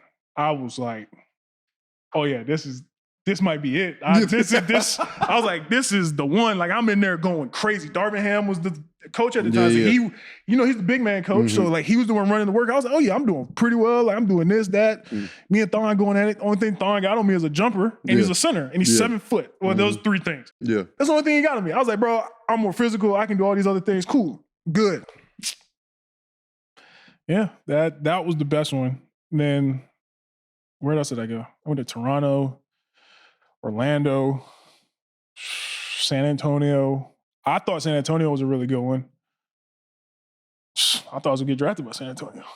I thought I was going to fall to 29. That would have been nice. It would have been nice. Like, I had the highest, I had the most picks that I could have went through. My gap was so wide. So at the time, I'm at the draft. And, I wasn't in the green room. Yeah. Don't know why. But I'm in the green room. I'm not in the green room. I'm in the stands. So, I'm 3 or 4 up from the bottom. So Thonmaker's 2 seats ahead of me. And then, so I look down. I'm looking around. My agent walks up and was like, yo, you might get picked. This is 8. Like, this is when Giannis is starting to like ascend. Like, in Milwaukee. Okay. So like Milwaukee has 8. So I was like, all right, cool. Like this cameraman's walking up here. He's like standing in between me and Thon. He's like standing right in between the two of us. And I'm just like, okay, somebody's about to get drafted here. Like, cause you can see him going up and down the stairs when people get drafted. I'm like, all right, cool. Like I'm just standing there. And I'm just like, oh shit. Like, and then next thing you know, my agent was like at the bottom of the steps, he did this. And I was like, all right, cool. So then they backed up with the Thon. I was like, all right, cool. It is what it is now. He was like, yeah, it's because he's a 5, you're a 4, and Giannis is the 4. And I'm like, got you. That makes a lot of sense. Yes. Like, it makes a total lot of, like, it and makes a lot of sense. Didn't they have Jabari at that time? Yeah, and they had Jabari. Yeah. So, like, I would have had to play the 5, and I physically couldn't have done that in the league. Like, you know that. Big mouth. Listen, guarding DeMarcus Cousins and them, like, come on. Like, no, I'm not doing that. Yeah. But, yeah, that was, and then when I get drafted, I'm just like, my agent's like, yeah, you can probably go to LA. I was like, I didn't even talk to them. Not even had a meeting. Like, no, I didn't talk to him like at the draft. I didn't talk to him at the combine. I didn't talk to him like anytime. So after Milwaukee, the next team you thought you were going to was San Antonio. I thought if it wasn't there, I would either go to, that was when Philly had all those picks. Philly and Boston had a bunch of picks. That was at the time when they had like eight first round picks each. You remember that? That year. So I was like, all right, cool. I'm going to end up at one of those because I had just gone to Philly the day before to work out. So I was like, all right, cool. Go there. Think I did pretty well. I meet Joel for the first time. I see him. He's the biggest human being I've ever seen. I was like, goodness gracious, I got to guard him at the 5? Yeah, right. Like, this is when he got hurt. I was like, yeah, right. So I go down there, had a pretty good workout. Cool. I was like, all right. In the back of my head, I was like, I do not want to go to Philly because they have so many first round picks. A lot. They had like 4 or 5, and then Boston also had the same. And I went to Boston. Did pretty well. Cool. I was like, I do not want to go to either one. So I was like, all right, cool. I remember going to San Antonio. Coach Pop was like, hey, listen, I don't think you're going to be there, but like, if you are, we'll take you. Go to Golden State. Play. I did that. Did it well there. They were like, yeah, you if you drop that low, then we'll pick you up there. I was like, all right, cool. Those two, perfect. Would have loved it. Sure. Could have eased my way into it. Did what I needed to do. Probably still be there. But 25 currents on my agent looks at me like, you about to get picked. I was like, by who? The Clippers? I was like, okay, cool. So like, I'm like kind of excited, but I'm like, dang, like. Where did this come from? What? Like, but my agent and Lawrence Frank were like best friends at the time. So I guess that was the whole thing. I don't know what they actually thought of me, like still to this day, but you can see they didn't really think much. It's just, I was just a draft pick to them at that time. So you think you just got drafted because they were just cool? I think it was that. And then on top of that, I think I was just the best available at the time. Like, because when I get there, it's just, well, first I get hurt my rookie year. We don't have a G League team. So I'm going to other people's G League teams and trying to play and playing well. I'm going to the G League playing well. Then the second year before I get traded, I'm like begging to go to the G League. And they're like, nah, Blake got hurt. You got to come sit on the bench. I'm just like, for what, bro? Like, I'm like yelling at my agent, like, bro, I don't want to go sit on the bench. Like, I don't want to just sit there. Like, I literally am I'm down here cooking. I'm starting to get a rhythm. Like, I'm getting 20 and 10, 20 and 12. I'm starting to cook. So I'm like, all right, cool. Let me stand out here. I'm getting a rhythm. Let me play. Bro, I remember we went to Sioux Falls. On the plane, cool, And as soon as we got off the plane, my phone rings. We still in the airport now. The plane lands. I turn my phone on. My phone rings. It's D Brown. He's like the rookies, time, like the scouts and all that stuff. He was doing it at the time. He calls us like, hey, so Blake got hurt and you might have to come back. I was like, bro, please fight for me to stay, bro. Like, I'm playing really well right now. Like, I really want to play. Like, I'm just sitting on the bench in a uniform. Like, sometimes I didn't even put my shorts on the bench. Like, because I knew I wasn't getting in. Like, it was a veteran team. I'm not even joking, bro. I'm being completely honest right now, bro. I didn't put my shorts on sometime, bro, because I knew I wasn't getting in the game. This was before Doc started playing rookies. He played rookies the next year. Like, bro, imagine they called him in. That's some bright shit. Bro, I'm about to trademark that for Run Your Race. That's some bright shit. Bro, I'm telling you, bro, I'm not even kidding. Some shorts. Bro, not even kidding, bro. There was times we'd be up so much that it would take like Blake, CP, and DJ to go up there to tell him to put me in the game. Because that's when we had like Maurice Spates, we had Paul Pierce, we had Brandon Bass, Allen Anderson, Jamal Crawford, Austin, Wes Johnson. All these guys are on the bench, so they're going to play at the end. Yeah. I'm just the only rookie that's still on the bench, so like I'm not going to like. He didn't put me in, but like DJ didn't be like, yo, we up 30, put him in the game. Like it'd be like 2 minutes of. I'm like, bro, like it took me like almost halfway through to get my first points. Like after I got hurt, I come back. It was almost at the end of the season for me to get my first points.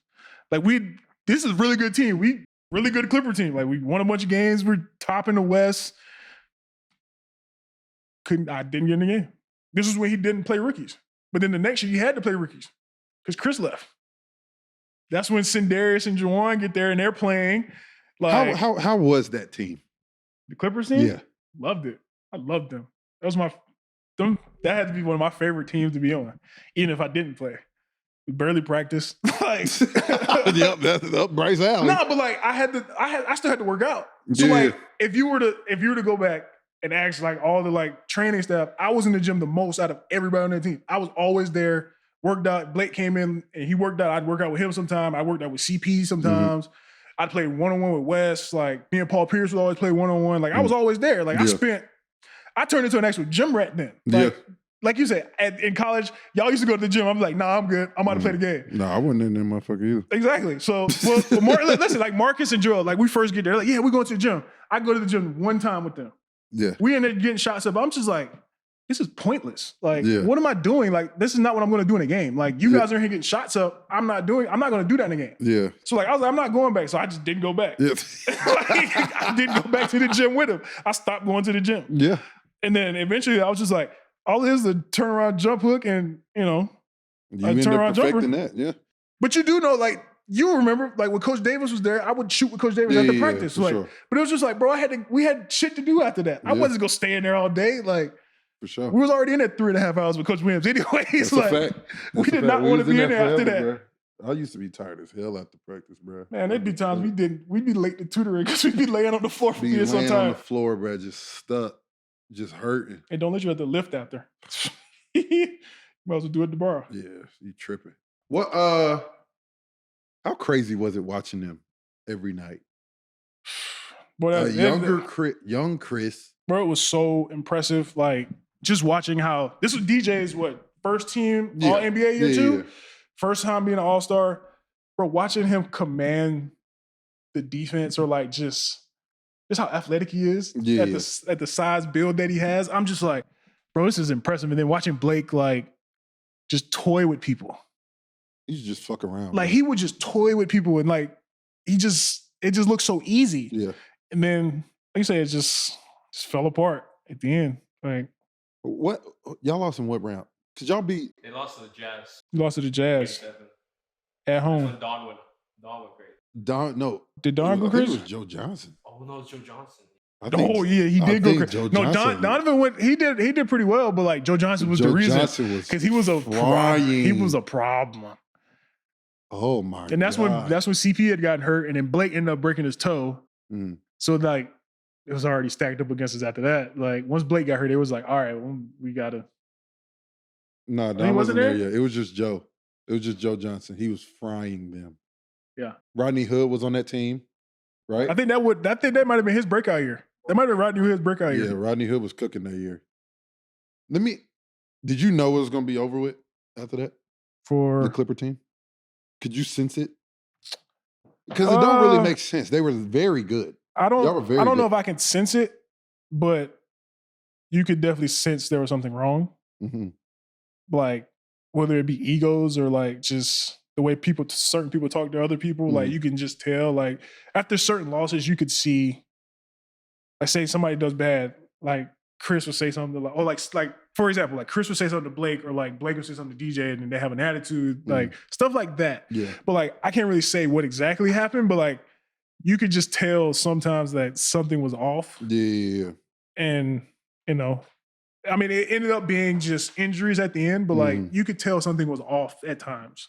Because that was like how many years they were together at that point? They had been together for a while, and it was like, all right, cool. Like people were like, "What?" You see all these podcasts saying, "Hey, what went wrong?" It was just, I think it was just a accumulation over just the years of just all the stuff. Like DJ was getting the shine that year. That was DJ's best year. Like he's first team All NBA, first time All American, not All American, first time All NBA. He's like doing the dunk contest. He's doing all this stuff, and you still got Blake that's still head marketer of Kia, and you got Chris Paul at State Farm. Like it's just I don't really know. Yeah. Like it's just you could see sometimes like, dang, why are y'all talking to each other? It's a lot of egos.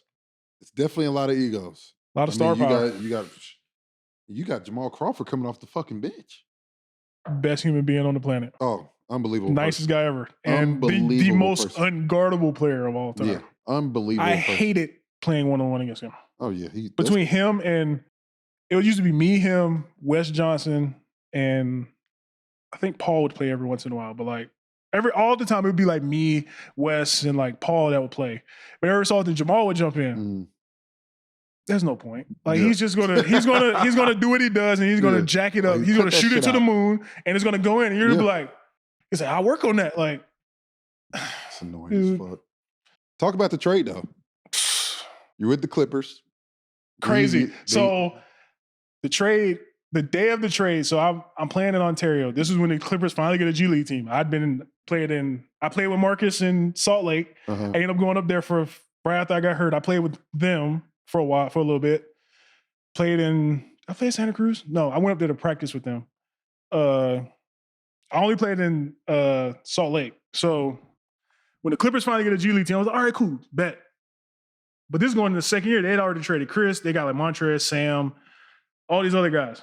And I was like, all right, cool. I think I'm going to have a chance. Played pretty well. Summer League, that's the one where I dunked, going baseline. You know the spin baseline on Lonzo? Yeah. Oh, yeah, that's the go-to. So I did my go-to move, as always. He's on the high side. And I was like, all right, cool. So I was all right, played in the G League. Or go to shoot around. I was just driving back and forth from Ontario. It's an hour. I was like, whatever. I want to be at home. I'm not staying in the hotel. So I was just driving back and forth. Go to shoot around. I come home. I'm walking my dog. Literally, we're walking inside. My phone rings. Hey, no, it wasn't. Nobody called me first. Our team group chat goes crazy. They was like, oh, appreciate y'all boys. Love y'all boys. We see y'all when y'all see y'all. Like, appreciate all y'all done. They were talking to me, Blake, and Willie Reed. And I'm just like, what are y'all talking about? Like, I'm oblivious to it. I'm in the G League. I know nothing about it. Yeah. So next thing you know, my phone rings again. My agent. Yeah, you're probably getting traded with Blake. I was like, what? I was wondering what they were talking about in our group chat. He's like, yeah, they just traded Blake. They're about to trade Blake to Detroit, and you're probably going to be in it because you have an expiring contract. I was like, all right, cool, whatever. I was like, wait a minute. I'm just starting to get my feet wet in this G League stuff. Like, what we doing? I'm going to Detroit. Like, what we doing? Like, all right, cool. Like, literally, they're like, yeah, we'll call you later. The next thing, Lawrence Frank calls me. Boom, talks to me. When I tell you I put the phone on mute and put it down, I don't even remember what he said. I do not remember what he said. I was like, all right, cool, appreciate it. And he was like, yeah, the other team will get in contact with you, da-da-da. Then the next phone call is the team, obviously. They tell you, hey, leaving tomorrow, da-da-da, whatever. So I'm like, all right, cool. Like, in the back of my head, I'm in the house, like, I'm just sitting there. One of my boys had just moved to LA. Thank God that he did, because I had nobody else to take care of my dog. So I was like, or keep my place, my cars, everything. I got everything there. Yeah. He just so happened to move. I was like, yo, bro, just stay here till I get done. Like, the season's over, da-da-da. I'll pay for everything. It's fine. Cool. And I'm just sitting there. I'm just like, I really just got traded. Like, what am I supposed to do? Yeah. Like, how am I supposed to go about this? Yeah. Like, I don't really know what to feel. Like, I'm kind of happy that I'm like, all right, cool, I can leave and go play somewhere else. So I get a chance now, da-da-da. That's not even the craziest one. The craziest one is when I get traded from Detroit to Memphis. Bro, so Detroit played a couple games up with the Detroit team. I'm on the bench, obviously, because they had a bunch of guys in my class that were bigs. So I'm up, boom. So I was like, all right, cool. They got me to go down to the G League. And so I go down, playing well. I had I think the night before I had like a 20-20 game. Big game, real big game. We won. We're on the bus, the Oshkosh. You know it's in Oshkosh. Nothing. There's nothing out there. So, you usually stop at the gas station, grab you some food, grab some snacks, whatever. Stop. We get back on the bus. Next thing you know, I just felt like somebody was looking at me. I'm like close to the back of the bus. I look up. I like lift my head up. The entire bus is staring at me. This is like, you know how the Woj bombs and stuff happened? It had happened and I didn't know about it. I didn't know. Yeah. Everybody's looking at me. And I was like, they were like, yo, you don't see that? I was like, what are you talking about? I was like on the phone with somebody. I was like, what are you talking about? So I look at my phone. I was like, oh shit. Literally, as I'm looking at it, Stan Van Gundy's calling me like, hey, yeah, we're trading you to Memphis. You know, we already have a lot of guys in your position. We want to bring in a guard to finish the season. I was like, all right, cool, that's fine. I respect that. Yeah. I'm in the middle of this bus. Everybody's looking at me. I'm like, what? So then like we get to Oshkosh. You know, you usually go to practice first. Yeah. Bro, everybody's like walking to the back of the bus like, bro, sorry, bro. Hope everything works out. Yeah. Everybody gets off the bus but me. They take me to the hotel. And I'm just sitting in the hotel lobby like, what do I do? Oh, you ain't had no call from Memphis or nothing yet? Not one call from Memphis yet. I got a call from Stan saying I got traded. I was like, all right, cool. So like, they were like, yeah, they'll call you eventually, but you can't go to practice. I was like, bro, just let me go just go shoot or something. Like, let me just be there. Like, I've been with these guys for like a week now. We've been on this road trip. Like, let me just hang out. Like, I was like, nah, you gotta go to the hotel. They took the bus. I'm the only one on the bus. Go back to the hotel, just sit there. I sit there. I grab some food. They didn't give me my room key. What? Sat in the hotel. I sat in the lobby, go to the bar, grab a drink, just sitting there. I'm just waiting. The next thing you know, they call me. They're like, yeah, tomorrow morning at 6 a.m., there'll be a car outside for you to take you to Memphis. And I was like, what? Wait a minute. I didn't drive to Memphis. There was a car to get me from Oshkosh to take me back to Milwaukee. Oh, okay. To get on the plane. So then I go to Milwaukee. No. First of all, listen, first of all, I would have bought my own plane ticket if that would have been the case. I would have bought my own plane ticket. So then like, we do that. Like, it happens. I'm just like, bro, like. Yeah. And you know, it's funny. I had just got all my stuff prepared to be shipped to Detroit. I left everything in Detroit. So now I have nothing. I have nothing but like maybe 3 or 4 days worth of stuff. Yeah. I get to Memphis. I go straight to the Nike store. I'm like, oh, I got to buy some stuff. Like this is, you know, the Nike like employee stores. I was like, oh, somebody take me over there. I need to get some clothes. Like it took them a week to give me my stuff. So I'm in the middle of Memphis with nothing. I had to go to the Nike store, grab shoes, clothes, like all this stuff. And I'm just like, dog, this has got to be crazy. Mess. This is wild. And this is like right when they're starting to do like not tanking, but they started sitting guys on back-to-backs. Yeah. So like I was playing a little bit. I was playing a little bit, but like, you know, again, they have a bunch of guys in my draft class that are in my position. So they're like, we kind of have loyalty to them and not you. So like, you know, last man in, first man out. So like, you know. So at that point, I'm just like, all right, cool. Out. I'm just trying. We play a few games. I go in one game and I had like 9 points and like 4 rebounds. I'm like, all right, cool. I'm starting to figure it out. I think I can do this. Like, all right, cool. Next thing you know, they cut me and I was just like, bro, they cut me, bro. The day they cut me, it was at like 10 o'clock in the morning. They cut me. It was like, all right, I went and talked to JB. JB was the coach, Bickerstaff. He was the coach at the time. He was like, yeah, man, I'm sorry. You know, it's above me. Like, I love you. I went there, did what I needed to do, did everything they asked me to do. I was all right, cool. I'll be here. Mm-hmm. Maybe they'll sign me back. Maybe I'll play in their G League team and sign up. Like something like that. Maybe something like that'll happen. They ended up cutting me and I was like, all right, cool, bro. My car had just gotten there. I packed up my car, everything I had and drove right back to North Carolina. I had just bought a house. I was like, bro, I'm leaving. They was like, no, we can like ship all your stuff. Like, no, I'm out. I don't want to talk to you. I'm leaving. Like going home. Like I have a house. I'm good. I literally drove that day. By 12 noon, I was out of there. Left. I didn't want to deal with it. I was like, bro, I was like, what do I have left to do? I'll stay in a hotel for another 2 or 3 days, then leave? Like, no, I'm going home. Like, respect. So like, you know. Hey, listen, that's the business side. The business side learned of it is crazy. Learned it the hard way and then didn't get any looks after that. I was just like, dang, so like, I wonder what they were saying. Like, I wonder what people were saying. Like, I turned into the complete opposite of what you know me as. Yeah. Like, oh yeah, like Brice doesn't work out. He doesn't do this. No, I turned into the complete opposite of that. Mm-hmm. So I was like, all right, cool. I'm going to do everything they asked me to do, even more. Mm-hmm. Did everything they asked me to do. I would lift. You just been a pro. I was being a pro, doing everything. Like, when it comes to rookie stuff, I did all the rookie stuff. I do whatever they asked me to do. Mm-hmm. Cool.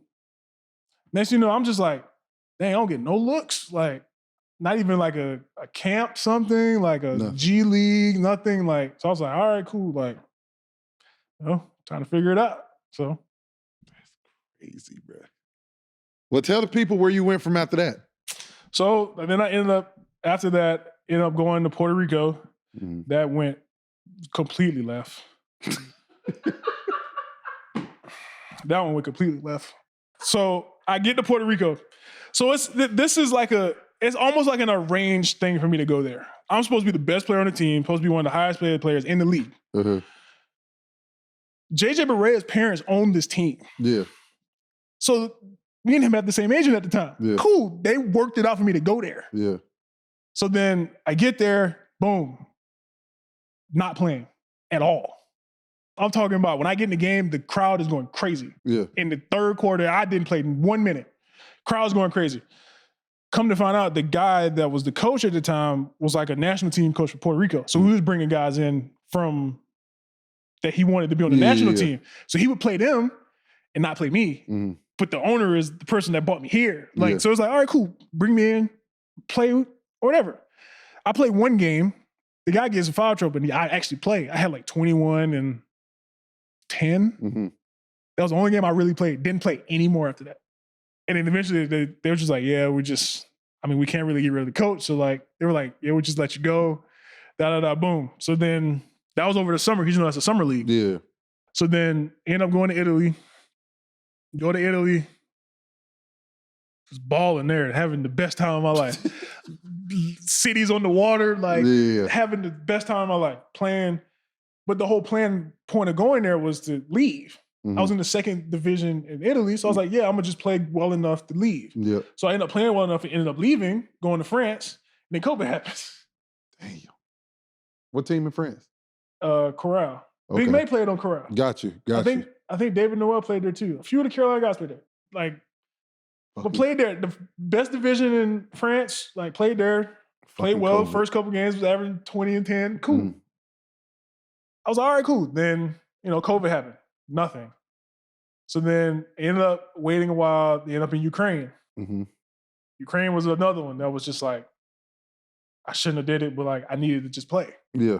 So I go to Ukraine, bring me in. First coach didn't like me. Second coach didn't like me either. So in between, but for the first and the second coach, there was 2 or 3 guys they would bring in to play to try to take my spot. Yeah. You cooking all of them.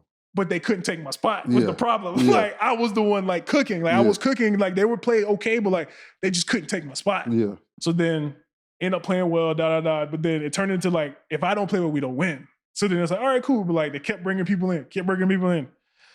And then after that, I ended up signing in Japan. That was crazy. Enjoyed Japan. Played Japan 2 years. And then I ended up rupturing my Achilles last year. So I didn't play last season. So I ended up rupturing my Achilles halfway through the season 2 years ago. And I didn't play last year. Damn. You done been through it, my boy. Through it is an understatement. You done been through it is an it. understatement. I want you to end this on more of your mental now, because this is something that the world needs to understand about guys that everyone thinks we have everything and we're okay. I know. Listen, I'm enjoying life. I feel the best I've probably ever felt basketball-wise. Just training and, doing all the things to try to get back. I mean, just seeing myself get better over the last year and a half and telling myself, okay, I can still do this. I know you see people always talk about, oh, you watch clips of yourself. Yeah, I still do. Yeah, for sure. I go back and I'm like, all right, I was nice. Can you still do that? Okay, I think I can still do that. And then on top of that, add on to it. I feel great. Like I said, I'm still hooping. I'm not retiring anytime soon. I think I could play for another 5 or 6 years. So, Hey, listen, I'm cheering for you, brother. I hope think so. you're going. You said, I hope so. You gonna much as we done been through together. I hope you cheering for me. We done been through a whole lot of shit, my boy. A whole lot of shit. Listen, what's harder to win, NBA Finals or Super Bowl? I don't know. Beating somebody 4 times is tough. Hey, listen. Beating somebody 4 times is tough. You can mess around and get lucky and win 1, but beating somebody 4 times and win a championship is tough. I agree. I think beating somebody 4 times. Let's say you win the first 2, and then you lose 3 in a row. But on the flip side, they say you only got 1 chance. That's the argument they would football players would have. I mean, I see the argument, but once again, you could get lucky, or it could be a one call. Like somebody could have another agenda. And it could be a call being made. The whole road. You could be the best team in the NFL. You have one bad game, or your quarterback gets taken out. You're done. I mean, it could be the same thing with basketball. It'd be the same thing with basketball. Yeah, but basketball, like you're just saying off the chances. Off of yes, like you just get more chances to get it. I mean, no, because of football. At the end of the day, football is one bad game. Mm-hmm. Basketball, you have to get beat 4 times. But basketball could basketball could be the same thing because it takes one bad game. You have one bad game. You say when your best players gets hurt, it's like then your chances are a little more slim. The best team in basketball, the top 2 or top 3 teams in basketball always win. Yeah. And football is not how it works. Majority of the time, that's how it works. Not all the time. No, not all the time. Not all the time. God, I'm not saying the best team wins, but one of the best teams from the year always gets to the Super Bowl and they have a chance of winning. When's the last time a team that you didn't expect to win, wasn't? I can't tell you. Didn't expect to win it? In the NBA. Oh, in NBA? Oh, I don't know. I can't say that for NBA or NFL. Didn't expect to win. Tell me an NFL team that won a championship that you did not expect. You guys expect Philly to win in 2016? Philly, yes. Eagles? Yeah, the Eagles. Yes. Yeah. They were the best team. They were nice. Nick Foles had a fucking insane run. Now. I was about to say, I expected it after seeing what Nick Foles was doing. Their team was good, though. The team was good around him. Yeah, it's just he just needed to not turn the ball That over. might be the only one. Other than that, it's always... The New York Giants, both of their runs. No, first of all, Eli was on a tear, though. No. Nobody thought they were going to beat the Patriots. I mean, the Patriots were undefeated. You're right. They were undefeated. You make a good point on that one. Did they think the Patriots would win the ones against the Seahawks? No, you're right. You're right. Well, No. But first of all, you never bet against Tom Brady. That's because you have Tom Brady. You always have a fucking chance. No. But I'm saying, didn't they think the Seahawks were going to win that game? They should have won the game. All you had to do is hand it to the guy behind it. All you had to do is hand it to 24. Anyways, my point is that at football, you can look at it both ways. It's hard to beat someone 4 times, and it's also easy to lose one game. I get what you're saying. I actually think winning an NBA championship is harder because it's 82 games and all that stuff. Who do you think is America's team in basketball? As far as how America's team in football is cowgirls. Unfortunately. Yeah. Yes. I can't say that. Yes, you can. The Cowboys. The Cowgirls. I can't say it. I'll get canceled. America's team is the Cowboys. What is America's team in the NBA? For a while, it was Golden State. That's what I said. Oh, my God. For a while. Think about it. Think about the Golden State's run.